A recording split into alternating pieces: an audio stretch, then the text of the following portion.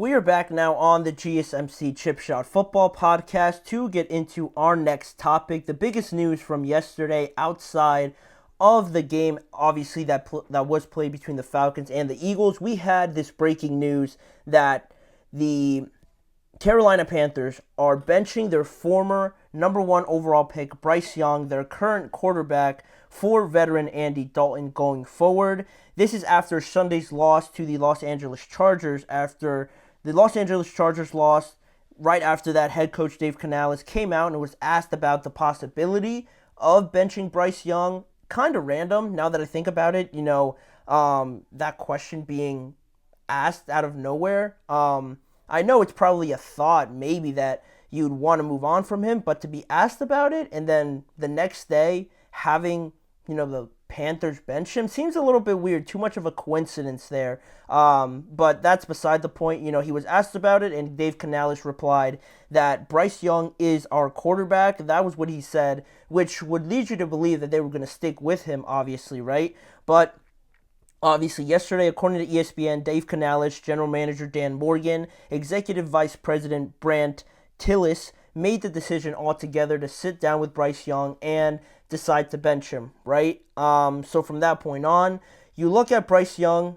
and you try to look at the reasonings behind why something like this might happen, right? Outside of what we've seen this year, you go back to last year and Bryce Young was 2-14 as the starter, 59% completion percentage, 2,877 yards, 11 touchdowns, and 10 interceptions for the rookie being in 2023 out of Alabama.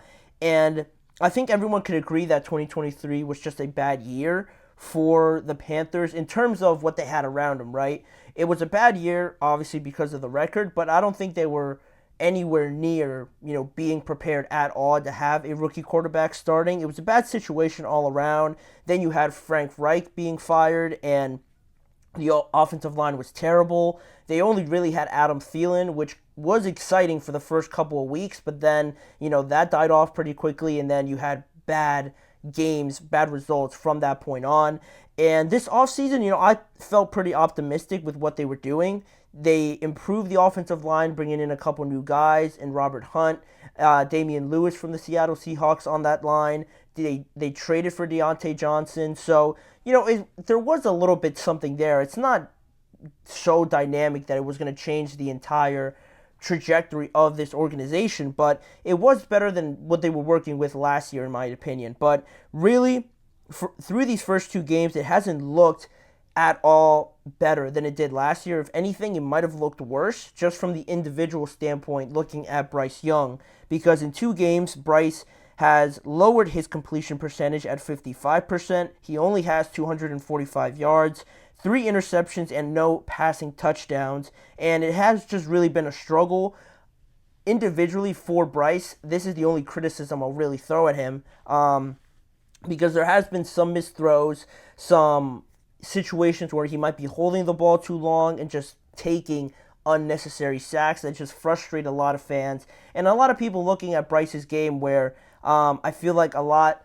of people talking about Bryce, trying to put a lot of criticism on him for playing bad, I feel just don't understand how this situation still isn't that much better. I know I just talked about the improvements that they've made, but foundationally, from start to finish, from the development standpoint, from the entire process of bringing in a first overall pick quarterback, I don't think it's been handled at all anywhere near the minimum requirement that is needed to kind of have a quarterback at least look serviceable for you as the face of your franchise, right?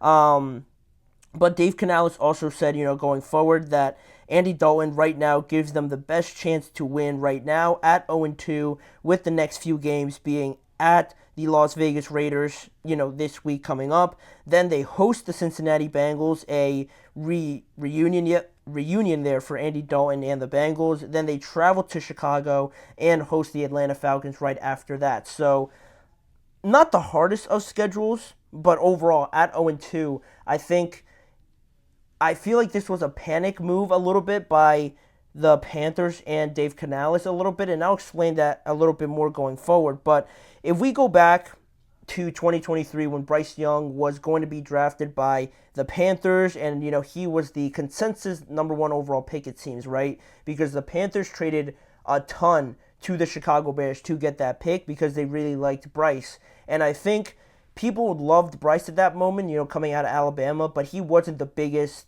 tallest guy in that draft class, right? And that was a concern to some people, but I think that was something you could have worked around. And if anything, it put more of an emphasis on surrounding Bryce with the necessary pieces that he needed so he's not taking big hits, so there's not always pressure in his face and having him make bad decisions, right? But none of that happened. None of that happened for the Carolina Panthers, and he started right away for them. And if I could go back, he wouldn't have even looked at the field. I probably would have made him inactive for every game of that year because of how bad the Panthers were, right? There was no good reason why Bryce should have been starting at all last year. I mentioned the improvements this year, and they're still not great, considerably bad, but last year they were even worse, really bad in terms of support around Bryce, roster building, and all that stuff. I don't think anybody could name a wide receiver outside of Adam Thielen, who was obviously their number one, but at this point in his career, that should be the last thing he should be doing, being any quarterback's number one. No offense to him, but it doesn't really mix at this point in his career to be a number one receiver. I think he's just past that, especially for a young quarterback to come in and have to work with that, plus a bad offensive line. It's not something that would have worked out, and I think anybody could have told you that if you laid out all the facts. There's no way Bryce should have been starting last year, and then you fire Frank Reich, and now you start everything again this year. You bring a new quarterback coach, a new offensive coordinator, a new head coach, and Bryce now has to learn everything over again, and still, coming off of the back of last year, nothing really went too well for him, outside of the fact, I guess, that you got some experience, but the fact that now you're learning from a whole new voice, a whole new system, and learning new verbiage, new schemes, and how to work out of certain situations, how does it affect the defense and things like that. It's a lot. It's basically like starting over and like he's a rookie all over again, but still he's not progressing mentally from this point on, and it's like, again, having a rookie quarterback in there again. So a lot of that has to do, and I think, in my opinion, falls on the organization just mismanaging everything, coming off of a bad year last year on the field, probably a lot on his plate mentally as well, having to learn all these new things all over again, and now you end up benching him because the results aren't there. I think that's not fair to Bryce Young at this point, and in a way it's almost thrown out this narrative now that he's almost painted as the bad guy, and I think a lot of people would just run with that because they see the stats, they see that he's a starting quarterback, and the Panthers are nowhere near relevant or good whatsoever, so it must be the quarterback, right? The quarterback must stink. He was drafted number one overall, and he looks this bad. It's never the organization's fault, right, for a lot of people, but if you really look at it, now, going into this decision, I don't know how you, in any world, you go back to Bryce Young after this. Maybe this could be the end of him in Carolina. I've heard a lot of people say that.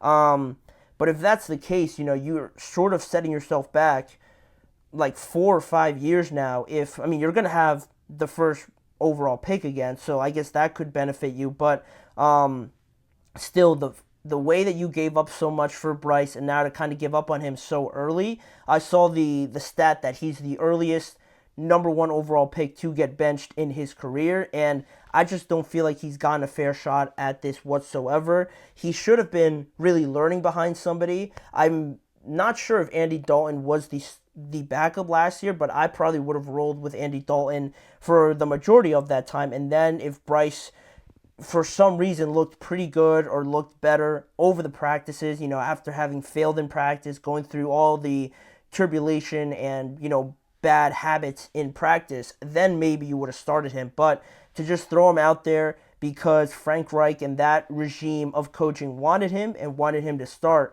Obviously, they were planning long term, but that wasn't the case. They got fired, and now you have Dave Canales coming in, and this is the point I was alluding to before. With Dave Canales coming in, you don't really have that connection to this quarterback because you didn't draft him. You necessarily didn't want him in as your quarterback.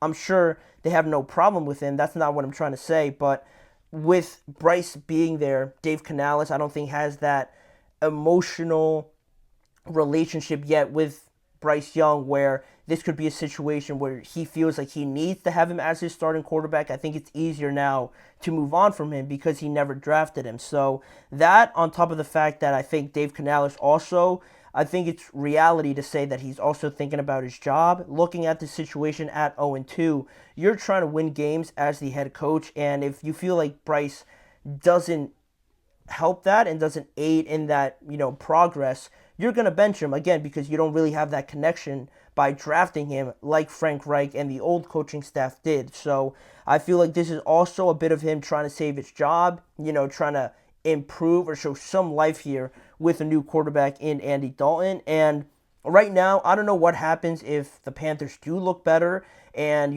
they win a couple games here or there. What happens with Bryce Young then? What sort of return are they going to get for him if they try to trade him or something like that? I don't know, again, if he ever plays for the Panthers. Definitely this year. I feel like that would just make this even more of a mess. I don't like the idea of benching him right now. He does look like a broken quarterback. I will admit that. He looks like his confidence is just shot. But it's hard. It's hard to come to a resolution because, he is just not looking good right now. He hasn't progressed, but in the same breath, you can't do too much because the Panthers have just mismanaged this, in my opinion. So now, this has all almost been for nothing, right? If that makes sense. Bryce trying to restart this whole thing with him is going to be extremely difficult. And if you move on, you're going to have to really learn from this experience if and when you get another quarterback potentially, and try to learn from this, support them with more weapons, more support, because this has just not really been anything near to like you compare to CJ Stroud or even Anthony Richardson this year with Caleb Williams. Nothing has been comparable to this situation with the Panthers, and I don't think any of those quarterbacks would have been any more successful than Bryce Young was and is currently with the Panthers. So that's where that stands. The Panthers have made this decision now. It's hard to come back from it, and I'd like to know what you guys think about this. Do you think this was a right decision to bench Bryce Young? Do you think it was too quick of a decision now to make for the Panthers? I feel like they could have given him a week or two more, but it is what it is now. Dave Canales and the Panthers feel like this was the best option for them, but I feel like it almost is a situation where you make it and it's no going back. There's no turning back from this situation if you're trying to go back to Bryce Young. So it is something that they'll have to live with. The Panthers trying to dig themselves out of this hole that they find themselves in at 0-2, but it feels like a lot worse now, obviously, with how they're playing. So that'll be that segment. We'll end that on that note, but we'll continue on with some more segments on today's show, going from Bryce Young and the Panthers quarterback situation to now the Steelers. They get another win. Justin Fields gets another win as the starting quarterback. Have we seen enough from Fields at this point to officially name him the starter?